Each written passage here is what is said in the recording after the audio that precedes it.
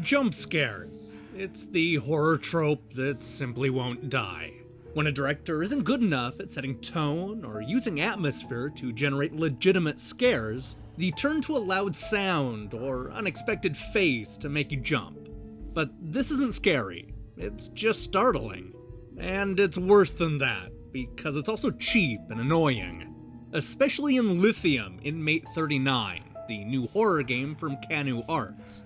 This is a puzzler with so many unexpected jump scares that the whole experience became almost comical. But let's not get too far ahead of ourselves, because this is supposed to be a story about an inmate's adventure escaping a mental institution. For reasons the story attempts to explain, our hero is played by a hunchback creature that looks like a cross between Gollum and a hairless cat.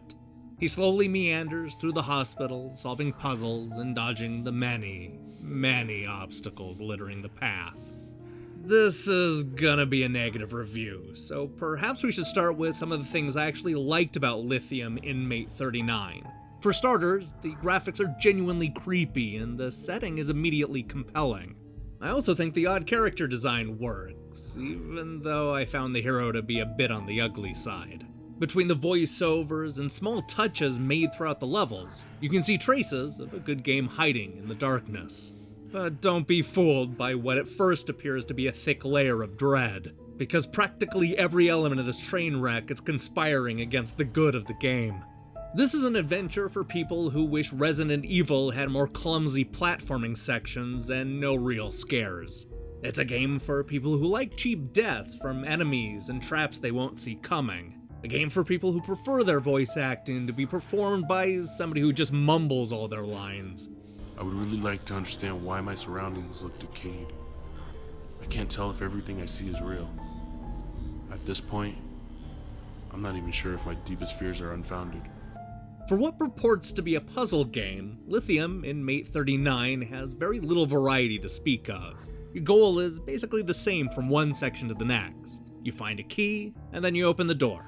Occasionally, you'll need to wind up a large clock, unleashing a giant demon who can punch his way through the legion of bad guys and clear the way for the inmate.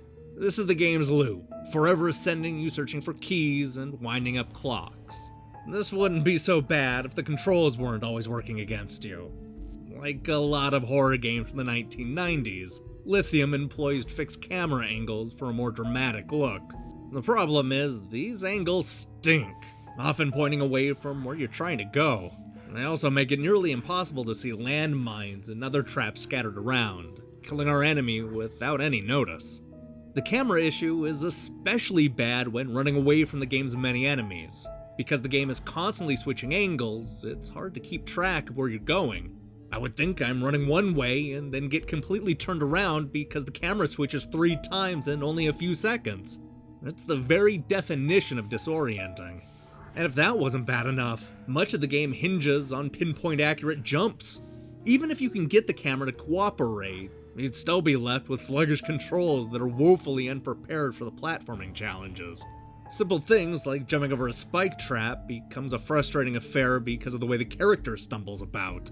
There's also a noticeable lag between the button press and the action, reminding me of those old rotoscope adventure games like Flashback and Out of This World.